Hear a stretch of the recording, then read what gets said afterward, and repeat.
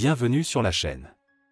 Aujourd'hui, je vais vous raconter l'histoire de Candy et Lonnie qui sont fous l'un de l'autre. Le seul problème, c'est qu'elle est mariée à Roy et lui à Darlene. Jusqu'à présent, leur histoire d'amour est restée secrète, derrière les scellés. Mais les choses changent lorsque les quatre amis traversent le pays, de l'Arkansas à Reno, au Nevada, pour participer à un gigantesque salon du camion. En chemin, de grandes surprises attendent les conjoints. Au début du film, la voix off de Darlene dit, sur fond de carte de l'Amérique, que les relations sont comme le pain, et il semble qu'on ait oublié de mettre de la levure dans son mariage. L'héroïne espère qu'un petit voyage en voiture avec ses amis, Roy et Candy, l'aidera à rétablir sa relation avec son conjoint. Darlene se rend dans le cabinet du médecin et lui dit qu'elle est nerveuse avant le voyage. Pendant ce temps, son mari, Lonnie, est au milieu d'une publicité pour une nouvelle voiture. En quittant le cabinet médical, Darlene remarque Roy et lui demande si le couple est prêt pour le voyage. À ce moment-là, Lonnie se trouve dans l'appartement de Candy, la femme de Roy. La jeune fille, bouleversée, jette des objets et dit que tout ce qui se passe est faux. Pendant ce temps, le mari de Candy est chez le médecin et l'informe de ses projets de voyage. Roy rend visite à sa femme et lui rappelle que cela fait longtemps qu'ils veulent avoir un enfant. La jeune fille refuse sous prétexte de faire ses valises, et dit qu'elle aimerait organiser un second mariage au cours de leur aventure. Roy, déconcerté, accepte de tenter le coup. Lonnie, élégamment vêtue, montre à son ami une voiture de première classe, à bord de laquelle ils se rendent tous à Reno. Avant le départ, les héros s'arrêtent sur le lieu de travail de Roy, où il est réprimandé par son patron. Un voyage amusant commence, mais il est interrompu presque immédiatement par une patrouille. Mais il s'avère que les flics sont de bonnes connaissances.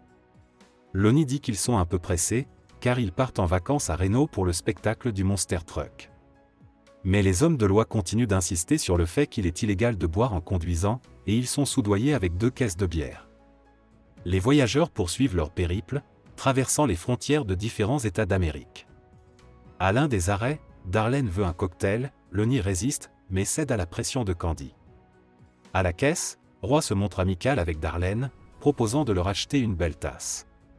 Cependant, Lonnie interrompt brusquement l'homme, lui disant de suivre l'horaire et de ne pas perdre de temps. L'arrêt suivant a lieu dans un café de bord de route au Texas. Ce café organise un concours pour manger un steak géant. La voix off de Darlene annonce que Lonnie a parié $50 avec un ami et que son mari est prêt à tout pour l'argent. L'homme a 1 heure pour manger cet énorme morceau de viande. Lonnie sourit beaucoup, car il est persuadé qu'il peut y arriver. Finalement, le héros réussit l'épreuve, mais il tombe bientôt malade. Ses amis et sa femme l'emmènent à l'hôpital. À l'hôpital, l'homme reçoit les premiers soins et les voyageurs s'installent dans un motel. Après avoir appelé le médecin, Roy dit qu'ils peuvent boire de l'eau et du vinaigre pour faire disparaître le mal. Laissant Lonnie satisfait de ses gains, l'homme se rend à la piscine où Candy et Darlene sont déjà en train de nager. Les filles discutent de leur mariage respectif et Candy se sent coupable de sa relation avec Lonnie. Invoquant la fatigue, la femme de Roy s'en va, mais l'homme lui-même offre encore à Darlene cette belle tasse, provenant d'une station-service. Pendant le trajet, Candy dit qu'elle ovule et qu'ils doivent s'arrêter tout de suite. Lonnie n'est pas content parce qu'ils agissent en dehors des horaires prévus. Le voyage se poursuit et à l'arrêt suivant, le héros vérifie son plan. Darlene se rend compte que Lonnie ne veut pas visiter le Grand Canyon. Roy et Candy sont d'accord pour visiter l'endroit, mais Lonnie insiste pour s'en tenir au plan. Au motel, le couple essaie à nouveau de concevoir un enfant tandis que Darlene et son mari sont assis à l'extérieur de la chambre. Darlene est devenue très froide envers son conjoint et ne veut pas qu'il la touche. Lonnie essaie avec sensibilité de parler à sa femme pour comprendre les raisons de cette attitude. Cependant, lorsque Darlene propose de consulter un médecin, celui-ci répond qu'il n'est pas disposé à aller voir le médecin de famille pour résoudre leurs problèmes. Cela contrarie la femme, qui s'en va dans la rue. Les 4 personnages dorment dans le même lit et poursuivent leur voyage le lendemain, traversant de nouvelles villes, de nouvelles frontières et de nouveaux États pour finalement atteindre Reno en fredonnant de joyeuses chansons. La métropole accueille les voyageurs avec les lumières de nombreuses publicités, ce qui est incroyablement impressionnant pour tout le monde, sauf pour Lonnie. Lorsque Darlene dit qu'elle aimerait assister au concert de Tony Orlando, son mari refuse. Lorsqu'elles prennent leur chambre, les filles sont encore plus enthousiastes à propos de la suite et de la vue. Lonnie demande discrètement à un employé de l'hôtel s'il y a des courtisanes dans l'hôtel. Les filles discutent passionnément du célèbre Tony Orlando tandis que Roy s'amuse avec son ami. Darlene dit que cet homme est en quelque sorte son ange gardien. Au cours de ce dialogue, les yeux de Candy s'assombrissent soudainement et son ami vient à son secours. Allongée dans la salle de bain, la jeune fille insulte Roy en plaisantant, ce qui énerve l'homme, qui dit que tout le monde essaie toujours de l'humilier. Avec Lonnie, il part pour le bar. Candy tente d'aider son ami à régler sa relation avec Lonnie, mais la jeune fille demande de ne plus en parler et s'en va. Pendant ce temps, les hommes se rendent dans un établissement chic, et là, une fille agréable et séduisante commence à leur parler. Lonnie regarde la jolie fille avec un intérêt non dissimulé, puis fait part à Roy de ses inquiétudes au sujet de Darlene. Le mari de Candy essaie de soutenir Roy, mais il est extrêmement pessimiste. Roy dit que Darlene est une belle femme et que son conjoint ne devrait pas aller avec des courtisanes. Pendant ce temps, Candy et son ami regardent le couple déguisé en chaperon rouge et en loup et disent qu'elles veulent elles aussi un mariage costumé.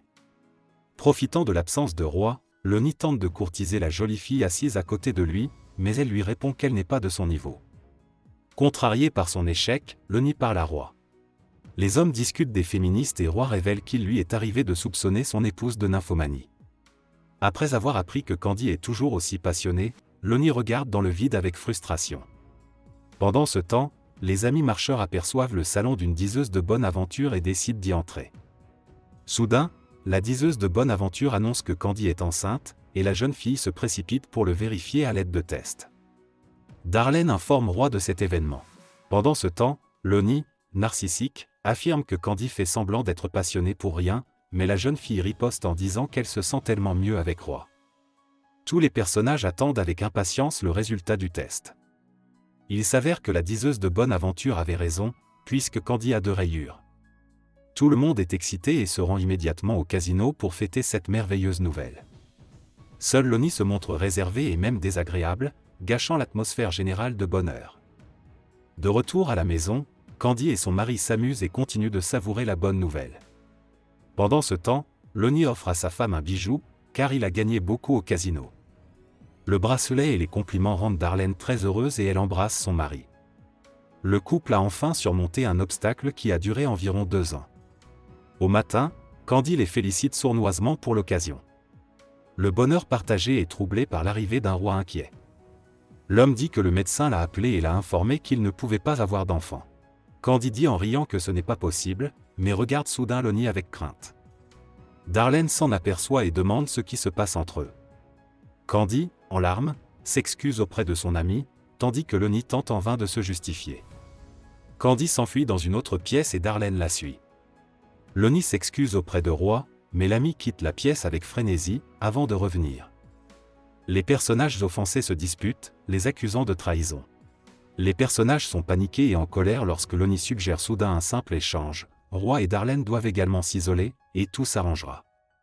Cette suggestion rend l'épouse rancunière encore plus furieuse et elle manque de s'en prendre à l'infortunée Lonnie. Candy, en larmes, continue de s'excuser en vain, et tout le monde oublie presque Roy. Darlene quitte la pièce en courant, après avoir rangé ses affaires. C'est au tour de Roy d'exprimer ses griefs et ses pensées à sa femme et à son ami. En réponse à la remarque sarcastique de Lonnie, Candy le gifle et court vers Darlene. La femme en colère ne veut pas écouter, mais elle doit le faire. Candy révèle que Lonnie est venu la voir parce qu'il ne savait pas comment résoudre ses problèmes avec sa femme. Et même lorsque l'héroïne a essayé d'en parler, Darlene a fait semblant d'être heureuse. Candy convainc agressivement son amie qu'elle devrait être heureuse, et une sorte de bataille d'ascenseur s'engage entre elles. Les hommes les entendent crier et descendent les escaliers pour séparer les épouses. Les héroïnes tombent littéralement de l'ascenseur et poursuivent leur confrontation. Roy attrape Candy et la traîne dans l'ascenseur, tandis que Darlene vole le portefeuille de Lonnie et tente de s'enfuir avec. L'héroïne jette un paquet d'argent dans l'aquarium, monte dans la voiture de Lonnie et s'en va. Roy, frustré, est en train de se saouler au bar lorsque la belle d'hier soir l'aborde et engage la conversation. Lonnie, désemparée, erre dans la pièce tandis que Candy, en pleurs, trie des photos d'eux ensemble. Pendant ce temps, Darlene paie la carte de crédit de Lonnie pour une manucure, de nouveaux vêtements, une coupe de cheveux, et se rend chez Tony Orlando pour la soirée. Candy, en larmes, voit son mari danser dans un bar avec une autre fille. À ce moment-là, Tony remarque la charmante et solitaire Darlene, et lui chante une chanson rien que pour elle.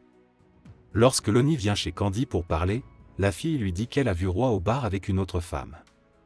L'homme demande à quoi elle ressemblait, et lui-même répond que ce n'était qu'une courtisane. Candy est encore plus bouleversée et, soudain, Roy lui-même entre dans la pièce. Après avoir entendu sa femme se plaindre de la jolie fille du bar, le héros déclare que cette femme l'a traité avec plus d'humanité et de sympathie que sa femme et son meilleur ami. La querelle qui vient de naître est interrompue par l'apparition de la belle Darlene. Embrassant Roy, elle raconte ce qui s'est passé à la fête de Tony Orlando. Avant d'aller se coucher, les filles se réconcilient et s'endorment dans les bras l'une de l'autre. Le lendemain matin, Darlene envoie un employé de l'hôtel apporter le petit déjeuner à ses amis, tout en parlant de son conjoint de façon très peu flatteuse. Dans la note qu'elle a laissée, elle a suggéré qu'ils se rencontrent au show. Lonnie a beau essayer de s'excuser, Darlene ne l'écoute pas. Soudain, le héros aperçoit sa propre voiture au show. Il s'avère qu'en fait, Darlene a décidé d'organiser une publicité supplémentaire pour son conjoint. La voix off de Darlene rapporte que les amis ont décidé de laisser tomber tout ce qui s'est passé à Reno. Roy a pardonné à son épouse et lui a dit qu'il ne voyait pas d'inconvénient à devenir père, d'autant plus qu'il était stérile, mais qu'il valait mieux que Lonnie ne soit qu'un donneur. Réalisant ses erreurs, l'homme a emmené Darlene voir le Grand Canyon. Au bout d'un certain temps, le couple Roy et Candy eut 3 enfants, et plus personne ne doutait que les médecins se trompaient. Lonnie introduisit sa femme dans l'entreprise familiale de vente de voitures, ce qui eut un effet miraculeux sur l'estime de soi et le comportement de l'héroïne, et finalement la relation entre les héros s'améliora. C'est la fin du film. Merci à tous d'avoir regardé ce film jusqu'au bout. Donnez un like à cette vidéo. Écrivez dans les commentaires ce que vous pensez de ce film, et rendez-vous dans de nouvelles vidéos.